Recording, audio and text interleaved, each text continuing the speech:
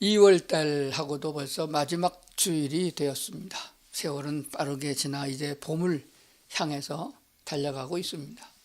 아무리 춥고 눈보라가 치고 어두워도 꽝꽝 얼어붙었어도 봄은 오는 것처럼 우리 인생에서도 고난과 슬픔과 힘든 것만 있는 것은 아닙니다. 앞날에 봄이 오는 것 같은 축복들이 우리 온 성도들 속에 일어날 수 있기를 주의 이름으로 축원합니다. 오늘 본문에 있는 말씀을 다시 한번 살펴보도록 그렇게 하겠습니다. 본문의 말씀을 다시 한번 화면을 보면서 조용히 한번 읽어보겠습니다. 그러므로 땅에 있는 지체를 죽이라. 우리 죄를 짓고 행동적으로 죄를 짓게 되는 것은 우리의 몸에 붙어있는 지체가 되거든요. 손이 죄를 짓고 눈이 죄를 짓고 입이 죄를 짓고 발이 죄를 짓고 그런단 말이에요. 그 지체를 죽이라. 죽이라 그랬어요. 그것이 대표적인 게 뭐냐 그러면은 곧 음란과 부정과 사욕과 악한 정욕과 탐심이니라. 탐심은 우상숭배라 이렇게 말씀하셨습니다. 탐심까지를 말하고 그 다음에 탐심은 우상숭배라 이렇게까지 말했어요. 우상숭배가 꼭 같은 것이다. 그러면 멀리 다윗시대나 구약시대로 돌아갈 것 없이 이 신약시대에 살고 있는 우리에게도 분명하게 주시는 말씀은 탐심은 우상숭배다. 탐심을 다른 말로 말하면 욕심이에요. 야고보서에는 이렇게 말씀하고 있습니다. 욕심이 잉태하면 죄를 낳고 죄가 장성하면 사망을 낳는다라고 했습니다. 결과적으로 죽음, 영원한 멸망에 이르게 한단 말입니다. 하나님은 우리를 구원하여 영생에 이르기를 원하는데 악한 사탄은 우리에게 죄를 짓게 만들어서 즉 탐심을 일으키고 욕심을 일으켜서 죄를 짓게 만들어서 지옥으로 끌고 가려 한다. 이런 말씀이 되는 줄로 믿습니다. 자, 그렇다고 하면은 지난 시간에 우리가 보았던 하나님의 말씀을 다시 한번 보고 오늘 말씀을 시작하려고 합니다. 에베소 6장 12절이었습니다. 우리의 씨름은 마귀와의 싸움은 싸움이라 하지 않습니다. 전쟁에서 싸우면은 이기면은 상대방은 죽는 거거든요. 그런데 마귀는 죽는 법이 없어요. 영이기 때문에 마지막 심판하여 지옥에 들어갈 때까지는 활동하고 있습니다. 그래서 우리의 씨름은 이렇게 표현한 거예요. 씨름은 혈과 육을 상대하는 것이 아니요 통치자들과 권세들과 이 어두움의 세상 주관자들과 하늘에 있는 악한 영들을 상대합니다 라고 했습니다. 그런데 우리는 이것을 글자로 읽고 지나가고 말아요. 통치자들, 뭘 말합니까? 정치하고 있는 권세자들을 말합니다. 우리나라뿐만 아니라 세계에도 모든 강대한 국가들 모두가 다 전쟁에 대한 혈안이 돼 있습니다. 아주 더 많은 무기, 더 큰 강력한 무기를 만들어서 힘을 과시합니다. 그러니까 너에게 덤비지 말아라. 그런 나라들은 안정적이에요. 그러나 그 내막에 들어가 보면 이 모든 것들은 우주상에 살고 있는 지구상에 있는 모든 사람들은 하나님의 형상대로 지음받은 하나님의 사람들이에요. 하나님이 원하는 것은 우리 모두가 싸우지 말고 평화하고 자유롭고 행복하게 살기를 원했는데 인간들 통치자들이 그렇게 만들어서 세를 과시해서 이렇게 전쟁의 위험 속에 도달하게 한다는 것입니다. 통치자들과 권세자들과 이 어둠의 세상 주관자들 그들 속에 역사하고 있는 것은 악의 영들이다. 이렇게 말씀하신 것을 지난 주간에 말씀을 드렸습니다. 그러니까 이것을 잘 보면서 우리가 뭐를 생각하고 있느냐. 우리 성도들이 바른 신앙 위에 굳게 서서 하나님의 말씀을 가슴에 품고 정치인이 되거나 사회에 나가서 주권자가 되어져서 바르게 정치하고 백성들을 바르게 인도해서 하나님께 영광 돌리는 삶을 살아야 한다 하는 것이 되어집니다. 교회 안에서만 성도가 아니에요. 이게 잘못 생각하게 되면은 교회 안에서 성도들이 우리끼리 먹고 우리끼리 놀고 우리끼리 살자 이렇게 되는데 이게 성경은 아니에요. 성경은 말씀하기를 이렇게 말씀하고 있습니다. 너희는 세상으로 가라. 세상 땅끝까지 가라. 그래서 예수 그리스도의 복음을 전하라. 그래서 그들로 하여금 믿음을 가지고 하나님께 복종하는 삶을 살아야 된다라고 말씀하는 거거든요. 그렇기 때문에 사회가 어두우면은 교회 책임이요, 세상의 범죄자가 많으면 교회 책임이요, 목사의 책임이요, 교인들의 책임이라는 사실을 우리가 생각해야 되는데 그리하지 않고 있다는데 문제가 상당히 있다는 것입니다. 우리가 무슨 수로 그렇게 거기까지 나가서 우리가 하나님의 사자로서 일을 하겠느냐 하지만은 우리에게는 성령이라는 하나님의 능력을 우리에게 부어주셨습니다. 악령보다 귀신보다 큰 능력에 성령님이 함께하기 때문에 우리는 나가서 싸우면 이기게 돼 있다 하는 것입니다. 그래서 하나님의 전신갑주를 입고 나가서 싸우라고 말씀하신 줄로 그렇게 믿습니다. 우리가 일반적으로 알고 있는 것은 우리나라를 통째로 일본에게 이완용이라는 사람이 팔아먹었다 이렇게 알고 있습니다. 아니, 이완용이라는 사람이 황제도 아니고 왕도 아닌데 지금 무슨 수로 나라를 팔아먹어요? 나라가 팔아먹는다고 이 나라 대한민국이 가만히 있을 만한 나라입니까? 그때 당시에 우리나라의 인구가 2천만 명가량이라고 기록하고 있습니다. 그런데 어째서 이완용이라는 사람 한 사람에 의해서 팔아가지고 나라가 통째로 넘어갔느냐? 일본이 우리나라를 총 한 방 쏘지 아니하고 통째로 그냥 먹었다 그 말입니다. 어떻게 그렇게 되느냐? 그 나라에 그때 당시에 우리다가 고종 황제였고 고종 황제의 그 아들이 대신 왕으로 올라갈 그 무렵부터 시작되어진 사건들이에요. 그때는 왕을 비롯해서 우리나라의 모든 관료 대신들과 또 지주들 또 양반님들 다 썩어서 더 이상 회복될 수 없는 내리막길로 치달은 그때에 일본에게 넘어가게 된 것입니다. 역사적인 기록을 보면은 이렇게 돼 있음을 보게 됩니다. 그때의 이조 황실이 얼마나 부패했는지를 그들이 와서 보았어요. 그때는 이제 우리나라가 대원군 시대 이후였기 때문에 우리나라가 어느 정도 개방이 돼가지고 미국 선교사들도 들어와 있었고 청나라의 대신도 들어와 있고 불란서, 독일, 러시아도 공사들이 들어와서 있었단 말입니다. 그래서 우리 일본이 쳐들어오게 되면은 러시아에게 요청을 해가지고 러시아가 도와서 그들이 침략이 못하게 만들고 견제 세력이 있었다 그 말입니다. 그렇기 때문에 어느 정도 나라의 운영 상태가 공개되고 있었다 그런 말이에요. 그래서 가만히 보니까 이 왕조가 얼마나 타락하고 부패했나 같으면 돈의 혈안이 돼 있었다 하는 것을 알게 됩니다.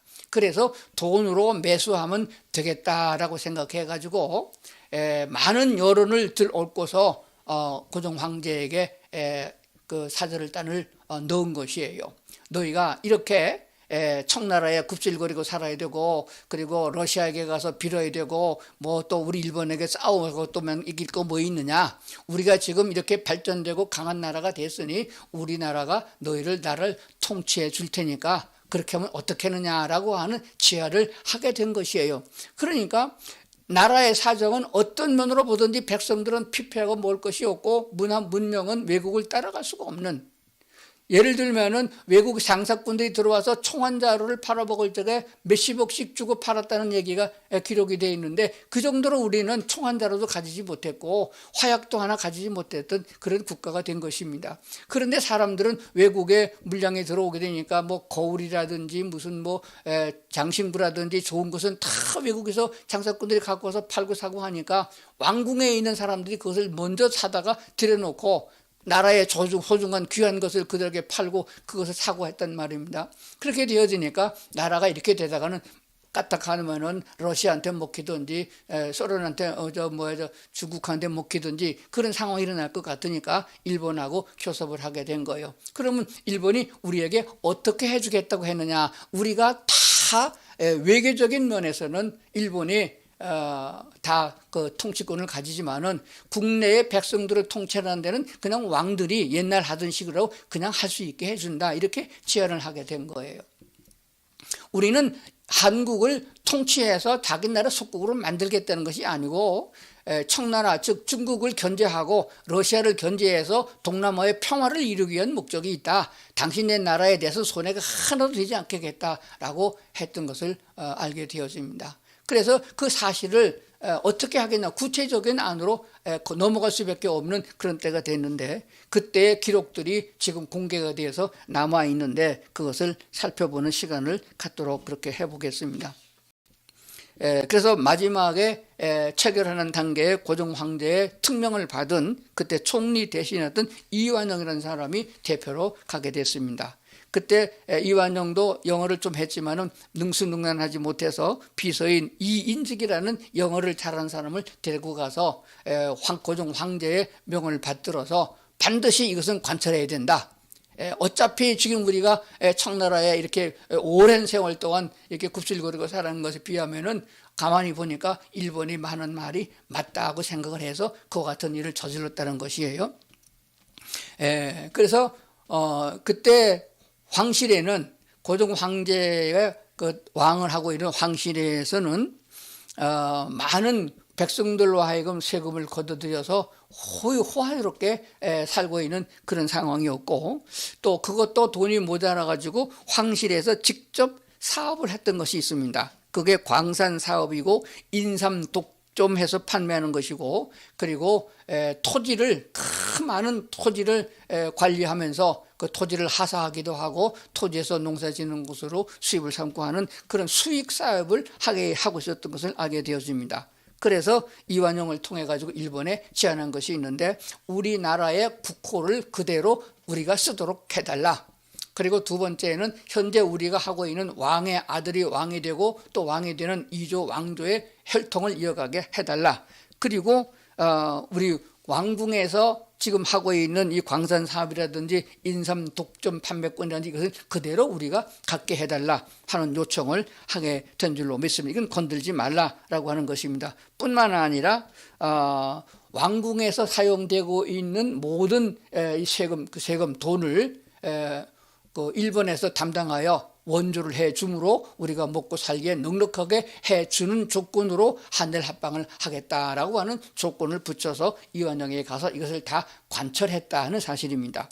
다시 말하면 조선이라는 국호를 그냥 쓰게 하고 왕도 그대로 있게 하고, 대신 일본은 대황제라는 이름을 갖고 한국에는 국왕이다라고 하는 것을 가지게 됐고, 그의 왕의 아들 순종도 창덕궁에 그대로 거하도록 그렇게 허락을 한 줄로 그게 압니다. 그래서 1910년 8월 25일 날 그것을 양국에서 똑같이 공포하기로 했는데, 한국 쪽에서 그걸 좀 연기했다고 그랬습니다. 한 4일 정도 연기해서 8월 29일 날 한국에서는 공포하고 그날 같이 공포하도록 하자라고 했습니다. 그 이유는 순종이 왕에 사실상 올랐는데 4주년이 되는 해여가지고 그 4주년 행사를 거창하게 한번 해가지고 대신들과 더불어서 아주 넉넉하게 잔치를 하고 한일 합방을 공포하자라고 제안해서 일본이 받아들여서 그렇게 했다고 하는 사실인 것입니다.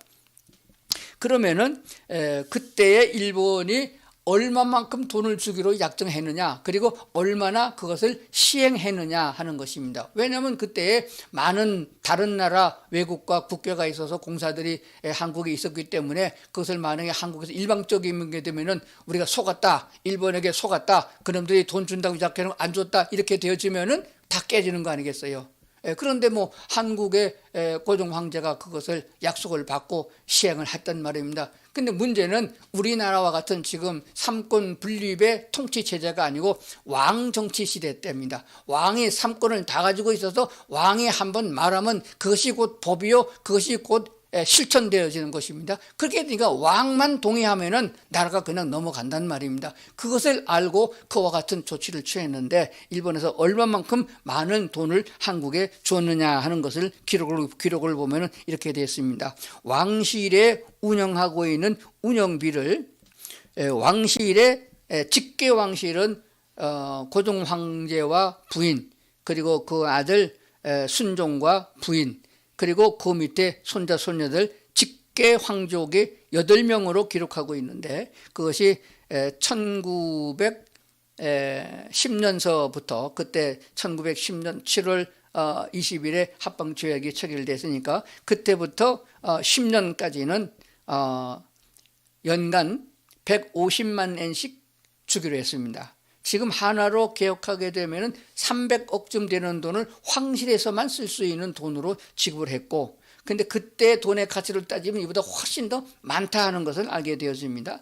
그 후에 그것을 실제로 지급을 했고, 그 후에 1921년부터 45년 해방될 때까지 물가 상승을 통해 가지고 30억엔을 올려서 180억엔, 약 360억 원씩 황실에서 사용하는 비용으로 쓰도록 실제로 줬다고 하는 사실입니다. 그뿐만 아니고 한국의 정치를 통제하기 위해서 통치 자금으로, 필요한 자금으로 운영 예산이 47만 엔, 즉 우리나라 돈으로 1천억이 넘는 돈을 한국에 지급을 했다는 기록을 남기고 있습니다. 그런데 그렇게 했다고 해서 황실에 사용하는 돈만 줬다고 해서 대신들이 있고 유생들이 있고 전국에 많은 그 독립하고 있는 그런 똑똑한 사람이 많은데 그대로 넘어갔겠느냐? 아닙니다. 그들에게도 다 돈으로 매수했다는 것을 알게 되어집니다. 대신 한국에 있는 대신들 귀족들을 일본식 자귀를 주었는데 후작 6명, 백작 3명, 자작 23명, 남작 45명 이렇게 해서 77명의 귀족 77명과 귀족 68명 이들에게 은사금이라는 명목으로 1인당 최고로 많이 받은 사람이 지금 하나로 계산하면 166억씩 받았고 나머지 사람 모두가 몇십억씩 현금으로 돈을 받았다 하고 줬다는 것을 기록을 하고 있습니다. 뿐만 아니라 6천억이라고 하는 돈을 풀어가지고 시골에서 일제통에 합병하는 것에 대해 반대하고 통치를 거절하는 그렇게 거칠게 나오는 사람들에게 그 돈을 지급해서 돈으로 입을 다 틀어막아서 평정을 했고, 그리고 제일 많은 것이 백성들입니다. 천민들로 기록되는 사람이 국민의 90%쯤 되는데 이 우에 있는 10%쯤을 갖다가 자기를 주고 돈을 주고 그렇게 해서 매수해서 수많은 돈을 뿌렸고, 나머지 천민들 90%에게는 노비 문세를 불태우고 자유를 줬습니다. 양반과 쌍놈의 죄들을 없애고 싼 것을 다 풀어서 양반과 똑같이 만들어주고 토지를 분배했다는 사실입니다. 그렇게 해서 백성들이 와, 일본이 훨씬 더 낫다, 이거 먹고 살만하다, 이 쌍놈들이 이제 양반 됐다, 양반들 다 때려 죽여야 된다, 뭐 이렇게 되어지니까 세상이 일본에 대해서 항거하고 방해하는 사람이 없이 됐다 하는 것을 알게 되어집니다. 그러면은 그 사실에 대해서 결과적으로 왕궁에서 그 많은 돈을 받아서 무엇을 했느냐 하는 것을 무엇으로 볼 수 있나 그러면은 조선 총독부가 한국에 설치돼 가지고 총독부가 가만히 보니까 왕궁에 너무 국가의 녹을 먹는 사람이 많은 거예요. 국가에서 일본에서 그렇게 많은 돈을 줬지만은 그거 가지고 못할 것 같아요. 왜냐하면은 국가의 공무원들보다 왕궁에서 놀고 먹는 사람이 더 많단 말입니다. 다시 말하면 내시들과 그리고 그 귀족들, 자기를 받은 사람들, 그리고 궁녀들이 너무 많다는 거예요. 그래서 조선 총독부는 국내에서 일하는 그 사람들 4,400명을 해고했고 궁녀 1,450명을 해고했습니다. 그러고도 얼마나 남았느냐? 내시들과 일하는 사람이 338명이 남아있고 궁녀가 2,550명이 남아있었다.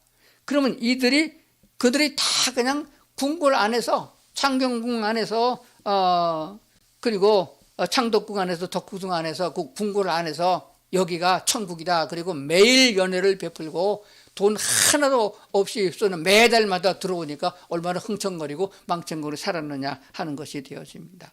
그러면서 그렇게 일본이 통치하면서 절대로 권력을 쓰지 아니하고 백성들에게, 노비들에게 땅을 줘가지고 농사를 짓게 하고 그렇게 자유를 주고 아주 자유로운 세상을 만드는 것 같았는데 그 뒤에 숨겨져 있는 것은 이렇게 해서 종으로 삼아서 완전히 일본이 통치하려고 했던 사실을 그들은 못 느끼고 있었다. 그러면 이 지원금을 언제까지 주느냐? 고종 황제와 그 아들 순종의 직계손들이 죽을 때까지 준다고 약속을 한 것이 서류에 남아있는 거예요. 그래서 실제로 고종 황제의 손자, 손녀들이 일본에 가서 군사학교를 다녀가지고 별도 달고 거기서 또 계급을 얻고 했던 것도 보게 되는 것입니다. 그로부터 대략 한 10년 후에 고종 황제가 백성들에게 선포한 그 칙령이 있습니다. 지금 말하면 담화문, 기자회견 그런 형식이 되어지는데 그것이 어땠는가 하는 걸 보면은 어느 정도였느냐 하는 것을 알게 되는 것입니다. 제가 한번 그 원문 그대로 한번 읽어보도록 그렇게 하겠습니다. 너희들 높고 낮은 관리들과 백성들은 나라의 형세와 현재 조건을 깊이 살펴 소란을 일으키지 말고 자기 직업에 안착하여 일본 제국의 문명한 새 정치에 복종하여 행복을 함께 받도록 하라. 오늘의 조치는 너희들 민중을 잊어서가 아니라 민중을 구원하려는 지극한 뜻에서 나온 것이니 관리와 백성들은 나의 뜻을 몸으로 느낄 것이다. 이렇게 칙령을 내린 것을 보게 됩니다. 이것을 보면은 나라가 얼마나 썩었고 얼마나 망했느냐 갖다가 바친 것이에요. 반란이 일어나고 뭐 데모가 일어나고 그러면은 뭐 대책이 없잖아요. 뭐 그 주변 국가들이 가만히 있겠습니까? 그런데 그들을 한국 자체에서 조선 자체에서 이와 같이 했다 하는 것을 우리가 알게 되는 것입니다. 제가 오늘 왜 설교 시간에 한국의 역사에 정치적인 얘기를 하냐 하면은 우리 목사들은 이런 사회적인 정치와 싸움과 전쟁에 대한 것을 정치학으로 푸는 것이 아니고 국제 정치학으로 푸는 것이 아니라 군사학으로 푸는 것이 아닙니다. 성경으로 푸는 것이에요. 성경에도 수많은 전쟁의 얘기가 나오고 승리가 나오게 되는 것입니다. 이런 상황에서 일본이 계속해서 밀고 나갔으면은 이 나라는 어떻게 되느냐? 그 시대가 지나고 나고 조직이 완료되어지면 꼼짝도 없이 완전히 종으로 타거되는 패망국이 될 것인데 절대적인 하나님의 은혜로 1945년에 해방을 맞게 된 것은 하나님의 은혜가 아니겠느냐 하는 것입니다. 그러므로 인하여 왕조의 시대가 끝나고 노비와 쌍놈과 양놈의 시대가 끝나고 민주적인 절차에 의해서 대통령을 선거하는 민주국가로 되어진 상황을 우리는 알아야 됩니다. 그러므로 인하여 기독교의 전파가 더 활발해졌고 믿는 사람이 많이 일어나는 것입니다. 그러니까 무슨 말인가 하면 돈의 위력이 얼마나 크냐. 그래서 사탄, 마귀가 인간을 파괴하여 하나님의 뜻을, 하나님의 통치를 벗어나서 죄악의 길로 달가게 하는 가장 큰 무기가 뭐냐면 첫째가 거짓말에는 거짓을 위장하고 들어가는 것이며 실제로 그들에게 사용되는 무기는 돈이라는 바알신이라는 것입니다. 우상숭배의 원흉이 뭐냐 그러면 물질이라는 것이에요. 돈이라는 것이에요. 지금도 돈에 매수돼 가지고 나라도 팔고 양심도 팔고 인격도 파는 인간들이 얼마나 많은가. 그것은 바로 짐승과 똑같은 존재예요. 다니엘서에 보게 되면 악한 무리들의 통치자들 다 짐승으로 묘사했거든요. 그건 뭐냐 그러면은 인간의 탈을 쓰고 있지만은 속에는 짐승이다. 마귀의 짐승과 똑같은 사탄의 영이 들어서 그렇다는 것을 말씀하고 있는 건 줄로 그렇게 믿습니다. 그렇기 때문에 신약성서가 말한 대로 오늘 우리들에게 탐심은 우상숭배라고까지 지적한 이유가 탐심은 우상숭배라고까지 말씀하신 그 내용을 우리가 분명히 살펴봐야 된다고 믿습니다. 이 나라는 점점 더 전 세계가 지구촌 전체가 내리막길로 달려가고 있어요. 이거는 회복할 수가 없습니다.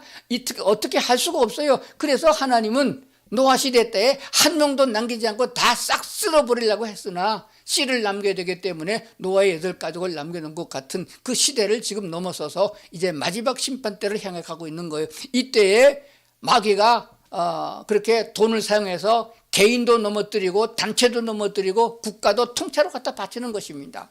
지금 북한 괴뢰가 지금 전쟁 무기로다가는 남한을 제압할 수가 없는 것을 압니다.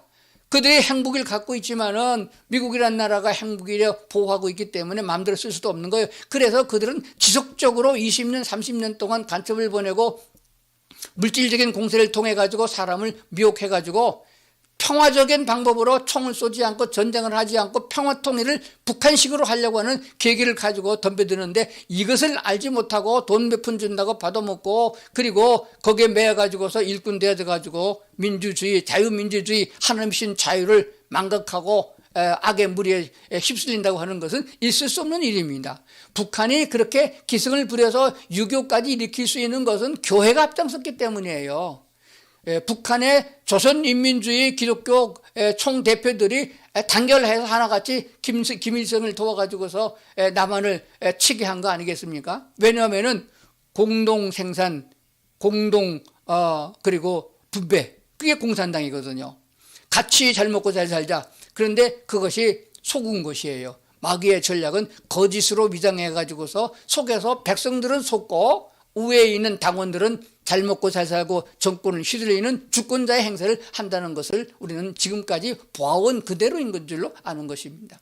누구에게나 하나님이 주신 자유가 있고 이 자유로 하나님을 경외하고 우리가 살아갈 수 있는 권한이 있음에도 불구하고 이것을 빼앗겨서는 안 된다. 그래서 성경의 말씀은 너희는 굳게 서서 하나님이 주신 자유를 우리가 누려야 된다라고 말씀하시는 줄로 그렇게 믿습니다. 그러니까 작은 데부터 시작해서 돈 준다 그러면은 이게 마귀의 전략이다 생각해보고 돈을 어떻게 벌어야 되냐? 성경은 허리에 등허리에 땀이 나도록 노력하고 애쓴 대가로 돈을 벌어서 하나님께 영광을 위해서 써야 된다 하고 가르치는 것입니다. 그러니까 즉 마귀가 주는 돈을 받아가지고서 마귀에게 종로로 타지 말고 하나님께로부터 받아서 하나님이 주신 은혜로 살아가는 사람들에게 주어지는 자유와 기쁨과 사랑이 있다는 사실을 성경은 가르치고 있는 줄로 그렇게 믿습니다. 이스라엘 백성들이 우상숭배, 즉 바알신, 풍요의 신을 섬기다가 망한 것과 같이 오늘 우리들은 그와 같은 오류에 빠지지 않도록 돈의 눈을 떠야 된다. 돈의 눈이 어두워서, 돈의 눈이 멀어서 뭣도 팔고 뭣도 내주고 쓸개도 간도 다 내주는 인간들이 지금 얼마나 많이 있어요. 그런 사람들, 그런 상황이 되면은 말씀을 기억하고 돈보다는 진리의 말씀을 찾고 물질보다는 가난하게 살더라도 그리스도 예수의 말씀을 붙잡고 주님과 동행하는 영적 삶으로 나가는 성도들의 삶이 되어야 된다고 하는 사실입니다. 그래서 우리는 성경을 한 군데 더 보도록 그렇게 하겠습니다. 갈라디아서 5장에 있는 말씀을 한번 보도록 하겠습니다. 내가 이르노니 너희는 성령을 따라 행하라. 예수님을 나의 구주로 영접하고 신앙 고백할 때에 성령이 우리 안에 들어와 계심을 믿습니다. 성령으로 하지 않고 누구든지 예수를 주라고 시인할 수 없다라고 하신 것이거든요. 그래서 내가 이르노니 너희는 성령을 따라 행하라. 그리하면 육체의 욕심을 이루지 아니하리라.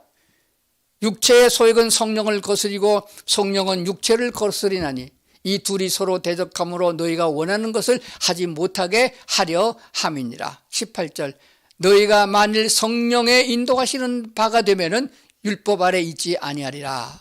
그렇게 말씀하셨습니다. 성령의 인도하시는 바가 되면은 율법 아래 매이지 아니한다. 그런 말씀이 되는 거예요. 이어서 갈라디아서 5장 24절부터 보겠습니다. 그리스도 예수의 사람들은 우리는 그리스도 예수 안에 사는 그리스도인들이에요. 그리스도 예수의 사람들입니다. 그리스도 예수의 사람들이라면은 육체와 함께 그 정욕과 탐심을 십자가에 못 박았느니라. 십자가에 못 박았으면 죽은 것이에요. 그리고 성령으로 말미암아 새롭게 사는 우리의 생명이라는 것을 알아야 됩니다. 25절 만일 우리가 성령으로 살면 또한 성령으로 행할지니 헛된 영광을 구하여 서로 노엽게 하거나 서로 투기하지 말지니라. 이렇게 말씀하신 것이에요. 여기에서 따로 한번 설교할 시간을 갖겠습니다만 이 말씀만 우리가 여러 번 읽고 묵상하면은 그리스도 예수의 사람들은 육체와 함께 그 정욕과 욕심과 탐심을 십자가에 못 박았느라 죽은 것으로 여기라. 그렇게 말씀하신 것을 기억을 해야 됩니다. 로마서 6장 6절입니다. 우리가 알거니와 우리의 옛사람이, 우리가 예수님을 만나기 전에 옛사람이에요. 예수와 함께 십자가에 못 박힌 것은 죄의 몸이 죽어서 다시는 우리가 죄에게 종로로 타지 아니하려 합니다. 십자가에 못 박힌 것이에요. 그럼 죽은 것입니다. 예수 그리스도의 죽음은 나의 죽음이고 예수 그리스도의 부활은 나의 부활이라고 믿는 것이 신앙인 것입니다. 그러면은 예수와 함께 십자가에 못 박혀 내가 죽을 적에는 내 죄의 몸이 죽어서 다시는 우리가 죄에게 종로로 타지 아니하려 함이라고 말씀하신 것이에요. 그리고 11절로 가보겠습니다. 이와 같이 너희도 자신을 죄에 대하여는 죽은 자요 그리스도 예수 안에서 하나님께 대하여는 살아있는 자로 여길지어다. 여긴다는 것이에요. 어떻게 살고 어떻게 죽느냐 그러는데 그렇게 간주한다, 그렇게 여긴다 그런 말이 되어집니다. 죄에 대해서는 나는 죽었으니 말하지 않는다. 세상에 너무 암울하고 어둡고 마귀의 세력이 강하다 할지라도 돈의 위력이 크다 할지라도 그것은 성령 안에서 아무것도 아닌 것을 우리가 깨달아야 됩니다. 사탄이 주는 돈은 거절하고 하나님이 주는 돈을 받아서 주님 뜻대로 써야 하는데 분명한 것은 나의 주인이 예전과 다르다. 그전에는 내가 내 주인이었고 내 마음대로 살았습니다. 그런데 사실은 알고 보니 그게 마귀가 내 주인이었고 귀신이 시키는 대로 내가 따라갔다는 결과가 되는 것이에요. 이제는 그것에서 돌아서서 회개하고, 돌아서는 것은 회개지 않습니까? 거기서 돌아서서 나의 주님 예수 그리스도를 나의 주인으로 받아들였습니다. 나의 주인은 예수님이다. 주인이 바뀌었다는 분명한 의식을 가지고 내 것이 아니다. 이것은 그렇게 여기면은 무엇이든지 우리는 주님을 위해서 살아갈 수 있는 생애가 되고 힘들지 않고 주님을 따라가는 동행하는 삶이 될 것이며 그것은 기쁨과 감사가 되는 줄로 믿습니다. 그전에 제가 한번 그 우리나라에서 지금 많은 교회에 영향을 끼치고 있는 왕의 재정학교를 운영하고 있는 어떤 분이 계세요. 그분의 책을 제도 보고 동영상도 발견했는데, 처음에는 정말 그렇게 살아가는 성도들이, 그리스도인들이 그렇게 할 수 있겠는가 생각했는데, 우리가 믿음을 가지고 성경을 보면서 성령 인도를 받으면 그렇게 가능하게 되는 것이에요. 내게 있는 것은 내 것이 아니고 주님 것이다. 주님께서 주라 하면 줄 수 있는 마음이 생겨야 되는데, 아무리 교회를 오래 다니고 목사가 되고 사모가 되고 권사가 됐어도 내 거는 내 거지, 어떻게 내 것이 내 것이 되느냐, 이런 반론을 제기하는 것이에요. 그 왕의 재정학교 운영하던 그 간사가 무슨 말을 하냐면 이런 얘기를 한 적이 있어요. 자기가 타고 다니던 좋은 차가 있었는데 어떤 분이, 선교사분이 차가 필요하다고 그런 얘기를 듣고 그냥 그걸 내줬어요. 키를 주고 줬어요. 그리고 자기 걸어다니고 버스 타고 다녔다고 그랬어요. 그게 있을 수 있는 일인가, 가능한가, 그런 생각을 했었습니다. 그리고 어떤 목사님이 얘기하기를, 자기는 이렇게 넥타이를 이렇게 메고 이렇게 당기다가 어떤 신학생들이나 조금 농어촌 교회 목사님 보고, 목사님 넥타이 좋습니다. 그러면 그 자리에서 풀어줬다는 거예요. 그게 가능한가? 그런데 제가 지금 이 나이가 되고 말씀의 은혜 속에 살다 보니까 그게 가능하게 됐다는 것입니다. 나이가 먹어서 그런 것이 아닙니다. 나이가 먹으면 돈이 더 많이 필요해요. 그거 조금 있는 거 그거 마주 쓰면은 대책이 없는 것이에요. 당장 내일 어떻게 활동할 수 있는 게 없는 것이에요. 그럼에도 불구하고 우리는 내 안에 계시는 성령님이 나의 주인이다라고 하는 것을 알게 되어집니다. 제가 가지고 있던 차를 고장도 나고 그래서 팔았어요. 그리고 다른 차를 하나 주문했는데 6월이나 돼 나온다고 그래요. 그동안에는 누가 타던 차를 하나 빌려줘서 그걸 탔는데, 그것은 이제 원래 선교사님들이 쓰도록 되어진 차였어요. 그래서 그걸 내가 타고 있었는데 그 차를 사용해야 될 만한 선교사가 또 나온 거예요. 그래서 전화가 와가지고 그러라고. 그래서 뭐 아무 이유 없이 그 차를 내주기로 했습니다. 그래서 이제 2월 달부터는 제가 차 없이 걸어 다닐 판이에요. 그런데 아무런 걱정도 되지 않고 뭐 문제가 될 것도 없습니다. 뭐 차가 없으면 버스 타고 지하철 타면 되고, 또 뭐 불편하면 불편한 대로 살면 되는 것이 아니겠느냐. 나의 주인 되시는 분이 내게 그리 마음을 주셨으면은 나는 그를 순종하는 삶이다. 그것이 오히려 내 마음의 평안이고 사랑이고 은혜라는 사실을 우리가 알게 되는 것입니다. 돈이 어디서 온 것이냐, 돈이 제일이냐 하는 것에 대하여 오늘도 우리는 과감하게 바알신을 뿌리치고 아세라신을 뿌리치고 쾌락을 뿌리치고, 그리고 오늘 하나님 앞에 의젓하게 정결한 양심을 가지고 사는 성도들이 되어야 할 줄로 믿는 것입니다. 그러므로 이제 하나님이 주시는 나의 주인 되시는 여호와 하나님 예수 그리스도께서 나와 함께 하시고 나를 사랑하는 그 사랑의 피부를 느끼면서, 사랑을 피부로 느끼면서 하나님께 감사하고 찬송하는 그런 삶으로 기쁨이 넘치는 성도들의 삶이 마지막까지 이어질 수 있기를 주의 이름으로 축원합니다. 기도하시겠습니다.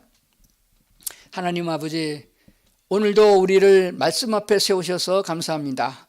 이론으로만 믿지 않게 하시고 생활 속에도 예수님이 주인임을 느끼고 주인의 말씀을 순종할 적에 우리에게 주어지는 축복과 은혜가 얼마나 큰 것인가를 체험하고 간증할 수 있는 저희가 되게 하시기를 원합니다. 주님께서는 우리를 오늘도 사랑하시고 넉넉하게 채우시는 줄을 믿습니다. 광야에 있거나 빈들에 있거나 주님이 계시면 그곳이 하늘나라라는 것을 느끼게 하여 주시옵소서. 오직 우리는 천국을 바라보고 그리고 희망과 꿈을 가지고 오늘을 살 수 있도록 은혜를 베풀어 주시옵소서. 예수님 이름으로 기도드리옵나이다. 아멘.